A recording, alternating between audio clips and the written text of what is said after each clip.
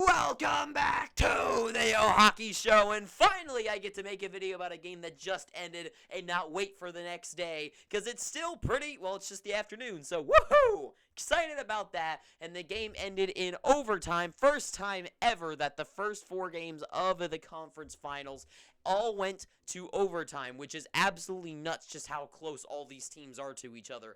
But this game, another story where the scoreboard does not tell the story of what happened with the Carolina and Florida games as well. And that's the first thing I gotta say is Vegas took a note out of Florida's book today. They were the lesser of the two teams in this one. Florida, in their games against Carolina so far, have not been the better team, but they've been able to win both games in overtime by surviving and not scoring goals when they need it, but I guess so on one hand, but also just surviving the other team and then getting the goal that was needed to win the game. And that's what Vegas did this game. They survived the Dallas Stars, had a late goal that shouldn't have happened because the Dallas old man on the Dallas, Ryan Suter, makes a terrible play, and Dallas surges at the end of the game and gets a good goal in overtime, and their three of a kind beat Dallas's pair. And throughout this game, both teams, the commentary would not shut up about it, but they were fair, is that both teams were definitely good defensively. But going offensively-wise, Vegas just looked uninterested. They were dull. They just didn't have any, moxie tonight, you know? They brought up a very cool, interesting fact that I didn't notice, is that Eichel had one shot the entire game. Marchessault, before the last 8 minutes, had 0 shots. Stone, I think they said, had one or two. Riley Smith and William Karlsson had 0 as well. Chandler Stevenson, I think, had 1 or 0. So, all the big guys on Vegas were just not getting any. They weren't just at, 1 or 2 shots each. Take it any of the top guys in a game, they're getting 10 shots a night or something like that. I think Jack Eichel the other night, didn't he have 8 in game 1 or something? Usually that's what you're looking for. But going into the third period, towards the end of it, those guys had done nothing. And it kind of speaks.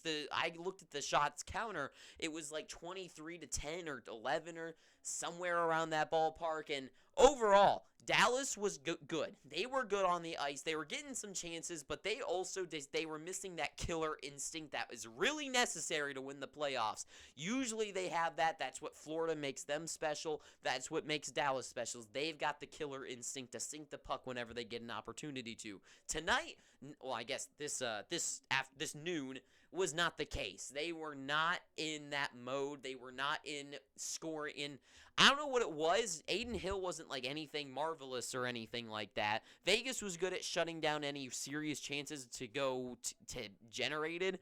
But overall, Dallas was missing that Assassin Creed style, that killer instinct to sink the puck in the back of the net. They could have really used that tonight, because that's my biggest thing with them, is that they needed to pad that score. Tonight was one of those games where you're playing good and you need to have that insurance policy. You need to have that one extra goal, that cushion, to keep a team like the Vegas Golden Knights that we all know is a team.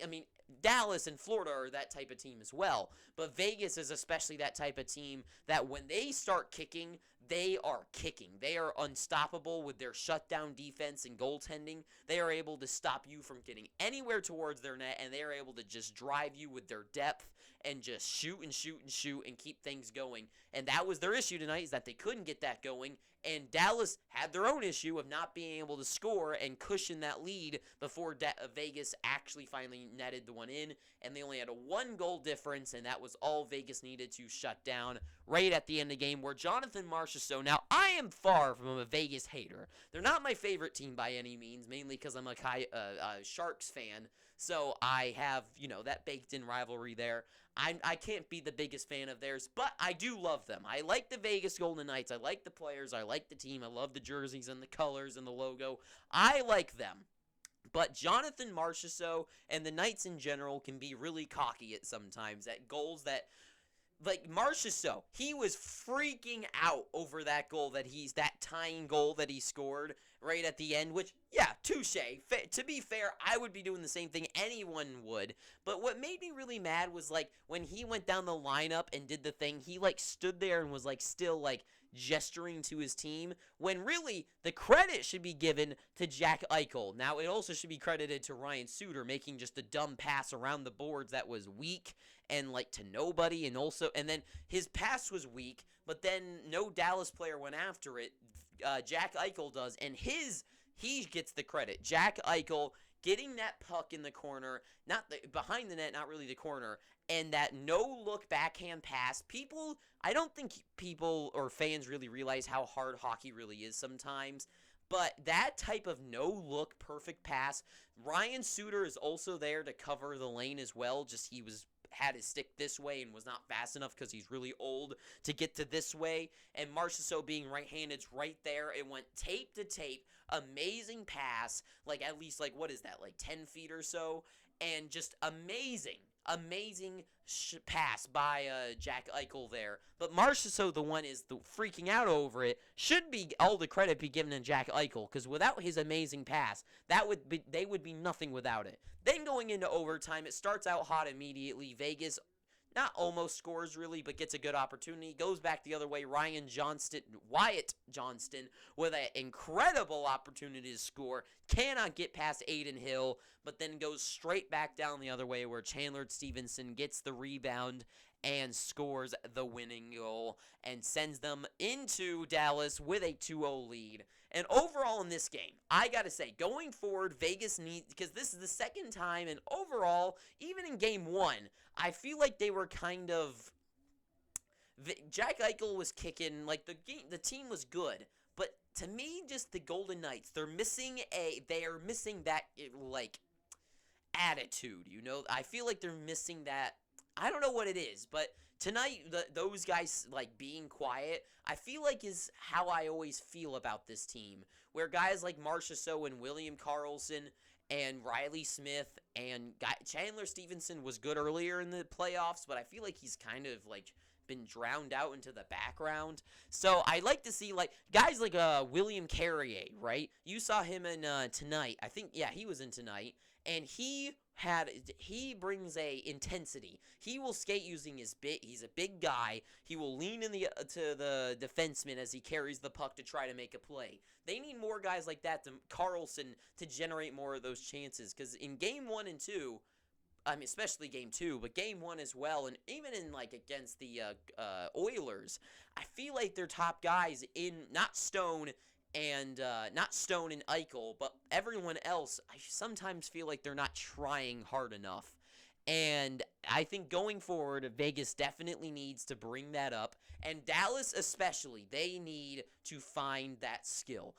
They seem to very much match the team they're playing and their style of play. In round 1 against Minnesota, they're chameleons. They will match them with Minnesota's physicality to their physicality, right? That they did that, and they did it very well. But the thing that gave them the edge to win that series is that they used their speed and skill as well as adding that physical element. Against the Seattle Kraken, they matched them with their speed and talents, right? That series was back and forth, super offensive hockey, good goaltending both ways. And Dallas is just the more experienced team, the better team, more skilled, deeper than them, and have better superstars. That's what won them that series, is matching their skill and speed, but with their better talents.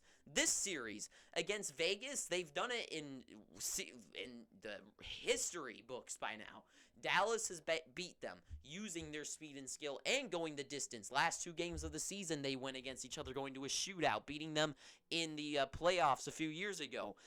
Dallas has the better talented players, right? But it feels like they're sinking to Vegas's game. And the commentary said this a couple times as well, where in game 1, Vegas won it after having, like, the fast and speedy game. They were playing Dallas's game, and Dallas kind of sunk to Vegas's level. And now this game, Dallas once again playing that, like, tight, slow hockey, and that's Vegas's ground. And then Vegas played bad today, so that's a weird back and forth there. But regardless, It feels like Dallas matches the team that they're playing and usually uses their speed and skill and their superstar guys to just have that extra edge to get over them. It's worked the last 2 rounds, but this series so far, they haven't been doing that. They've been sinking back, and it feels like they're tired. It feels like they're playing more conservative now. They're not playing in your face. They're not playing as fast, especially as fast. They feel like they're just out of it, and the depth isn't showing up. So going forward, Dallas needs a jolt of energy. They need to be zapped. They need to have a wake-up call, because this is not going to cut it against the Vegas Golden Knights. They're too deep, and they're one of those teams that just never messes up. Vegas is just they're very consistent. Now, with Dallas, they can be very good, and they will beat that consistency. But Vegas is like always, let's say, like a very good 8. Like, let's say they're an 8 out of 10 team always. They'll always be like 8, maybe like between 7.5 and an 8 team. Dallas can be a 10 and sink down to a 5, and that is what they have been doing this series. Is that first 2 rounds they were like a 9 or a 10, and this series they've like sunk down below the Golden Knights. And they just need to wake up and realize we're a 10 team. We can bring that energy. We can bring that enthusiasm, that onslaught play. And they're missing it right now. It's not Jake Ottinger. It's not the defense. It's the offense. And they've got the offense. It's just strange that it's not kicking right now. And Peter DeBoer needs to go in there and use his voice and say, hey, knock it off. Let's go. Just have fun out there. Play with your skill. Have some fun. Make a crazy Barkov type move, right? Like, make a fun play out there. Do a spinorama. Do a between the legs move or something like that. Give us that slight edge to our advantage, right? Those guys are big and tall out there. Use that to your advantage. Get low. Get under them. And that's all they got to do. So, going forward, I don't know what's going to happen. 2-0 series.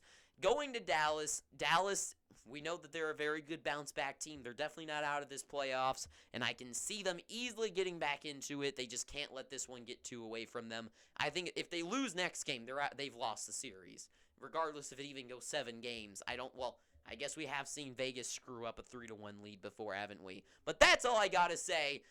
Going forward, I think Vegas has got a pretty good advantage, but Dallas, I think next game kind of really determines what's going to happen going forward. But that's all I got to say. If you've made it this far, thank you for watching this, and I'm begging you, please pick up your free subscription. And until next time, too sweet, have an amazing day, and ta-ta for now.